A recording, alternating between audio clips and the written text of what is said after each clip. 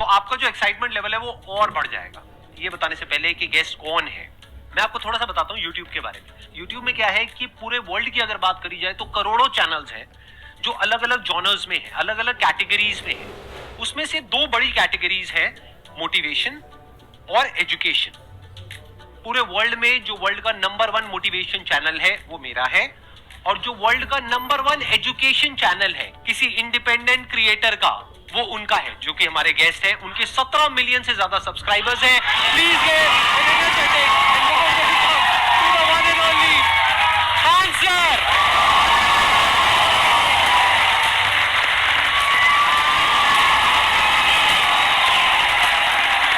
क्या जी, कैसे हैं आप?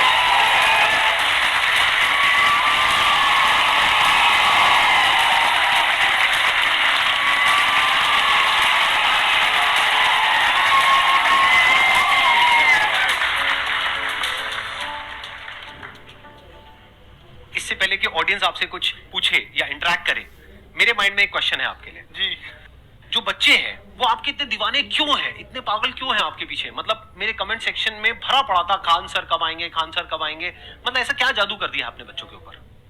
ये सवाल हम आपसे भी पूछते हैं, हमारे पे भी इतना कमेंट आया, इतना मेरे तो ऑफिस में लोग चले आए कि सर कब जा रहे हैं। क्योंकि हम लोग का तो एग्जैक्ट है वही पढ़ाना है। हाँ। तो देखिए, हम लोग का मेन है कि बच्चों को जो जरूरत रहती है कि अगर लड़का पढ़ने आया है ना, उसके मन में कोई डाउट ना रह जाए। हम उसको कहते हैं कि हम तुम्हें पढ़ा रहे हैं, दम है तो भूल के दिखाओ, याद करके नहीं।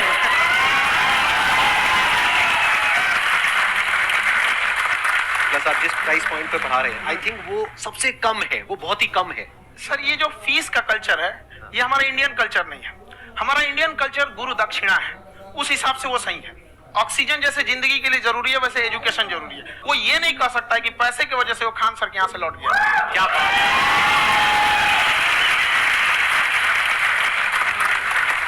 मैंने देखा कि आपका ये जो चैनल है कि ये पिछले 3 साल के अंदर अंदर ही ग्रो किया है। हमको जब चैनल शुरू हुआ तो एक दिन में हम 4-5 वीडियो बनाए। एक हमको कुछ आता, आज भी नहीं आता इतना, तो हम देख के कैमरा उमरा तो हम कंफ्यूज हो गए, बाप रे। तो हम एक ही दिन में वीडियो शूट किया, पढ़ाने वाला टॉपिक था हमको। उसके बाद कभी वीडियो नहीं, 6-7 वीडियो एक ही बार शूट कर लिए। और एक जो थे जिनका कैमरा वगैरह था, मेरे पास कैमरे भी नहीं थे उस टाइम, और कैमरा 35,000 का था। तो 6 महीना इसी में लग गया, जो 35,000 इसी में फंस जाएगा। तो उनके कैमरे से शूट किए, उन्होंने कोई चार्ज लिया, उसके बाद हम छोड़ ही दिए। लॉकडाउन लगा, तब हम कहे आप कैसे पढ़ाएंगे। हो तो 1 दिन 2 दिन करते करते अचानक लंबा हो गया। तब हमको याद आया कि ओहो, मेरा एक चैनल भी है वहां पे। तो उस समय उस पे लगभग 30,000 सब्सक्राइबर हो चुके थे। तो जैसे लॉकडाउन लगा तो उस पे पढ़ाना चालू किया, और पता नहीं क्या लोगों को पढ़ाई में इतना इंटरेस्ट आ गया कि आपका स्टाइल ऐसा है थोड़ा सा, आप आई थिंक पढ़ाई के साथ साथ में जो बीच बीच में आप थोड़ा बहुत छोड़ते रहते हैं ना, मतलब जो एंटरटेनमेंट चलता रहता है। ये बात हम देखिए, जब हम गुलाम थे ना, तो अंग्रेजों ने एक चाल चला था कि भारत को हम फिजिकली गुलाम रखेंगे 100-200 साल, मेंटली 1000 साल कर देंगे। उन्होंने पढ़ाई का मॉडल चेंज कर दिया। उन्होंने ऐसा डिजाइन किया कि टीचर की रिस्पॉन्सिबिलिटी है वो पढ़ा के चला जाए। टीचर की रिस्पॉन्सिबिलिटी यहाँ खत्म नहीं हो जाती। पढ़ाना तो कोई भी पढ़ा सकता है, टीचर की इससे बड़ी रिस्पॉन्सिबिलिटी होती है उसे समझाना। वो समझा कि नहीं समझा। अगर लड़का आपके समझाने के बाद डाउट रह गया तो ये आपकी गलती है। लड़का हमसे पूछता है सर इतनी भीड़ है आपके पास, तो कहे सर डाउट कैसे पूछेंगे? हम कह तुम्हारा डाउट बचेगा तब ना पूछेगा तुम डाउट यहाँ पे।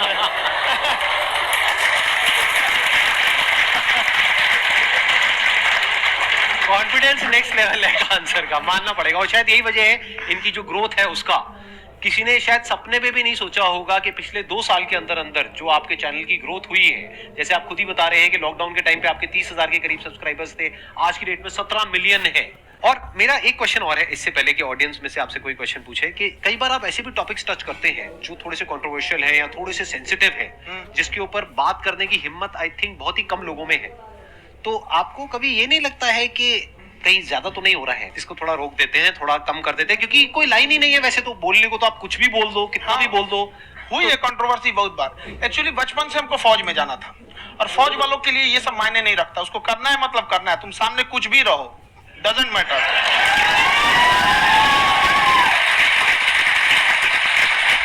और मैंने YouTube पे देखा कुछ वीडियोस में कि आपका जो इंस्टीट्यूट है वहां पर आज से कुछ साल पहले कुछ बम गिरे थे। हाँ, कुछ गिरे थे, कुछ तो बहुत सॉलिड जगह गिरा था, फटा नहीं वो। मतलब आपके आसपास। हाँ, बम को भी पता है कि टीचर की इज्जत किया जाता है। क्या बात है, क्या बात है।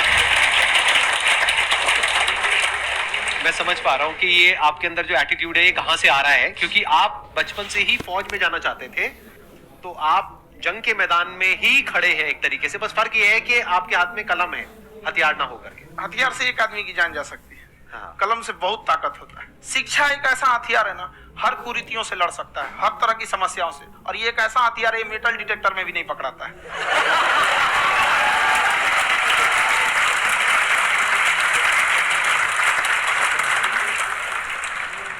मेरा क्वेश्चन ये है कि अभी प्राइवेट ऑर्गेनाइजेशंस में पीटने का, पनिशमेंट का ये सिस्टम जो है खत्म हो गया है।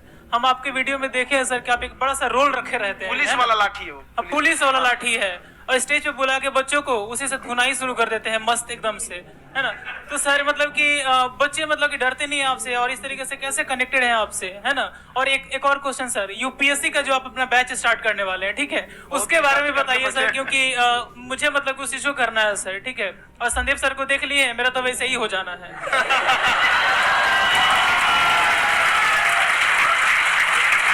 क्या हो जाना है? मेरा पूरा कंप्लीट करो। I'll be an IAS officer next year because I have seen you, sir. My day is like complete, sir. All the best. Thank you so much, sir. Thank you. पूरा बोला करो। Thank you. देखिए, लड़कों को जहां तक पीटने की बात है, जब पढ़ाने की बात आएगी तो उसको हम पूरे बेहतरीन ढंग से पढ़ाएंगे। लेकिन जब सजा देने की बात आएगी ना, तो वो भी बेहतरीन ढंग से होगा। ऐसा थोड़ी होगा कि बस एक ही चीज बेहतरीन ढंग से होगा। और डर का होना बहुत जरूरी है। ये डर भी अपने आप में एक मोटिवेशन है, क्योंकि जब आपके अंदर एक थोड़ा सा डर रहे ना, तो डर के भागिए मत। एक ऐसा डर जिसको आप लगे कि नहीं नहीं थोड़ा सा और करने की जरूरत है, फिर तो ये हम इसको क्रॉस कर जाएंगे आप। तो लड़कों के अंदर ये डर बनाना भी जरूरी रहता है। और रही बात यूपीएससी वाले की, जो आपने बोला, बहुत सारे लड़के वेट कर रहे हैं यूपीएससी की, क्योंकि 2-2.5 लाख फीस सारे लोग एफोर्ड नहीं कर सकते। और हमारा वही रहता है, हम तो ज्यादातर हमारे स्टूडेंट देखेंगे तो किसी के रिक्शा वाला, सब्जी वाला, यही लोग, इनको तो 2.5 लाख रुपए, इनके पास पूरी संपत्ति नहीं होती है, फीस कहां से भरेंगे वहां पे, उसके बाद रहेंगे कहां से। तो ऑल ओवर इंडिया से, कश्मीर से कन्याकुमारी तक, गरीब से गरीब भी लड़का उसको पढ़ सकता है। यही कुछ 1000 रुपये मंथली, 12-14 हजार साल का पड़ेगा, खत्म हो जाएगा इतना में।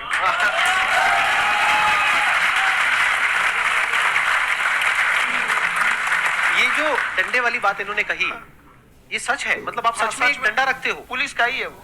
और मारते हो? हाँ, कि मतलब अगर कोई लड़की छेड़ता है या ऐसा कोई भी उल्टा नहीं, पुल्टा काम पढ़ाई करता लिखाई है, कुछ भी गलती करेंगे तो पिटाएंगे वो यहाँ पे कैमरे पे? ऑन कैमरा जैसा भी रहे, कुछ भी पिटाना तो उनको फिक्स है। एक तो कोई मतलब विधायक जी थे, उनके लड़का को पीट दिए, तो चला दल बल लेके अपना वहां पे। उसने घर पे नहीं बताया था कि सर ने पीटा है, बस बोल दिया कोचिंग में पीटा है। बाद में पता चला हम पीटे हैं, तो उसके पिताजी मेरे सामने और पीटे।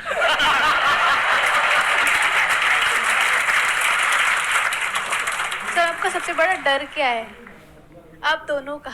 फौजी को डरे नहीं लगता है। बाकी अफसर से पूछिए। आज के सेशन से पहले कोई डर नहीं था, लेकिन अब मुझे इनकी डंडे वाली कहानियां सुन करके डर लग रहा है कि कहीं मैंने गलती से कुछ बोल दिया, ऐसा और नहीं। इन्होंने कहीं पीछे कुछ रखा हुआ है, और यही आ करके अगर इन्होंने मेरी पिटाई कर दी तो बहुत बुरा हो जाएगा। तो इसलिए हमको थोड़ा डर लग रहा है।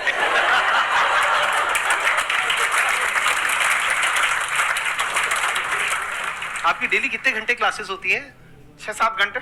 अभी भी खुद ही करते हो आप? हाँ, हमारे स्टाफ परेशान रहते हैं। हम 1:30-2 बजे सोते हैं, सुबह 6 बजे उठ जाते हैं, परेशान रहते हैं। अरे इतना क्यों करते हो, है ना? कभी तो उनको भी साथ साथ लगना पड़ता है ना। उनको साथ साथ लगना पड़ता है। हम जग गए तो कोई सोया थोड़ी रहेगा, परेशान रहते, दिन में सोते ही नहीं है बेचारा, कहीं कहीं जाके सोते रहता है। हम सीट बांध दिए कि भाई तुम इस समय सो जाना, तुम इधर सो जाना। आपकी शादी हो गई है? नहीं हुई अभी?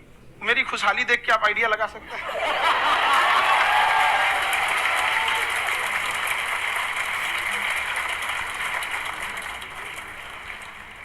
First of all I would like to say sir thank you so much to you and to your team कि आपने मुझे यहाँ आने का मौका दिया। एंड सर अब तक मैंने आपको सिर्फ फ़ोन या लैपटॉप में ही देखा है दोनों को, आज फर्स्ट टाइम लाइव देख रही हूँ तो बहुत अच्छा लग रहा है। तो मेरा क्वेश्चन ये है सर आपसे, जब हम लाइफ में कोई डिसीज़न लेते हैं कि हमें ये पर्टिकुलर चीज़ करनी है, और क्योंकि हम डिसीजन लेते हैं तो हमारी आदत है कि पहले हम 4 लोगों से पूछते हैं कि तू बता तेरी क्या राय है, तू बता तेरी क्या राय है। तो उनमें से अगर कोई हमें कह देता है कि ये बेकार डिसीजन है मत कर, तो हमारा माइंड कहीं ना कहीं डाइवर्ट होने लगता है और उसकी वजह से हम अपना डिसीजन चेंज कर देते हैं। तो मेरा क्वेश्चन ये है कि कैसे हम अपने डिसीजन पे स्टिक रहे, कैसे हम जो दूसरे के ओपिनियन है उनको अफेक्ट ना होने दें अपने ऊपर। दूसरे से सलाह लेने से पहले एक बार खुद उस पर रिसर्च कर लेना चाहिए, ताकि आप सामने वाला क्या सलाह दे रहा है आपको समझ में आना चाहिए। यहाँ पर ऐसा नहीं है कि कई बार ऐसे होते हैं कि दूसरे वाले को एक्सपीरियंस होता है, तो अगर आपको पहले से आइडिया है, उसके बारे में आप बेहतरीन ढंग से रिसर्च किए हैं कि क्या इसमें प्लस पॉइंट है, क्या निगेटिव है, उसके बाद आप किसी से सलाह लेने जाइए। ये नहीं कि मन में सीधा बता गड़बड़ा जाएगा। तो वहां पर पहले आपको R&D करना पड़ता है, समझ में आया कि नहीं। और जिंदगी हो या गाड़ी, जीतेगा वही जो टाइम पे गियर चेंज कर रहा है। तो डिसीजन चेंज करना बहुत ज्यादा गलत है। उन्होंने बहुत अच्छी बात कही है और मैं इसी बात में थोड़ा सा और ऐड ऑन करूंगा कि ये जो आपने कहा ना कि अपने डिसीजन पे स्टिक कैसे रहें, ये कोई अच्छी क्वालिटी नहीं है, क्योंकि टाइम टू टाइम आपको अपने डिसीजंस को चेंज करना होता है। जैसे आपने 4 लोगों से डिस्कस किया, कोई इंसान कुछ पॉजिटिव बोल रहा है, कोई नेगेटिव बोल रहा है, उससे फर्क नहीं पड़ना चाहिए। डिपेंड ये करता है कि वो जो बोल रहा है उसका बेसिस क्या है। क्या वो किसी नॉलेज या एक्सपीरियंस के बेस पे बोल रहा है या ऐसे ही कुछ भी बोल रहा है? ऐसे ही बोल रहा है तो फिर उसकी बात पे ध्यान क्यों दे रहे हैं? अगर किसी नॉलेज या एक्सपीरियंस के बेस पे बोल रहा है, फिर चाहे वो पॉजिटिव बोल रहा है चाहे नेगेटिव बोल रहा है, दोनों ही मायने रखता है। उसके बाद में रिसर्च करनी है और फिर रिसर्च करने के बाद में फाइनल डिसीजन अपना खुद का होना चाहिए। अब वो डिसीजन उससे अलग भी हो सकता है जो आपने पहले लिया था, और वो सेम भी हो सकता है। सर मेरा क्वेश्चन दोनों से है आपसे, how to deal procrastination and laziness. हमारा ब्रेन है ना, ये बहुत आलसी टाइप का, इसको आराम खोजना पसंद है। अब थोड़ा सा भी अब इसको आराम की ओर लेके चलेगा ना तो फिर उधर ही रहेगा। अब सोचेंगे 10 मिनट आराम कर लेते हैं ना, तो 10 मिनट 2 घंटा बना देगा। उसको टॉर्चर कीजिए, जल्द 10 मिनट बाद में उसको आप उस पर हावी मत। वो कह रहा है कि हमको आराम चाहिए, आपको यहाँ आराम मिलेगा, पहले काम फिर मिलेगा आराम। तो आप उसके हिसाब से मत चल। आपका मन कर रहा है थोड़ा सा देख लेते हैं, कोई नोटिफिकेशन आया, आप कोई काम कर रहे हैं, क्यों पहले काम कर लीजिए, बाद में देखिएगा ना नोटिफिकेशन। आप हावी मत होने दीजिए यहाँ पे। अगर आप 5 मिनट भी थोड़ा सा लूज पड़े ना, थोड़ा सा कमर सीधा कर लेते हैं, 2 घंटा बर्बाद कर दिया आपको। हावी मत होने दीजिएगा उसको अपने ऊपर। प्रोक्रेस्टिनेशन को तोड़ने का एक ही तरीका है, सबसे छोटे लेवल पे ले जा करके उस गोल को तोड़ दो। यानी वो गोल बहुत बड़ा है, उसको ब्रेक डाउन करो, उसके सबसे पहले स्टेप पे आ जाओ कि उसको अचीव करने का सबसे पहला स्टेप क्या है। जैसे गाड़ी चलाना सीखना है, उसका सबसे पहला स्टेप क्या है। अगर घर में कोई नहीं है सिखाने वाला या सिखाने वाली, तो बाहर जा करके जो गाड़ी का ड्राइविंग स्कूल है उधर जा करके पैसे दे दो। अब फंस गए ना तो फंसा दो अपने आप को। दिमाग ये लगाओ कि अपने आप को कैसे फंसाया जाए। जब हम फंस जाते हैं ना तो फिर हमको वो काम करना ही पड़ता है। Then there is no looking back. जब तक आप सोच रहे हो तब तक सोच रहे हो, उसको बोलते हैं पैरालिसिस ऑफ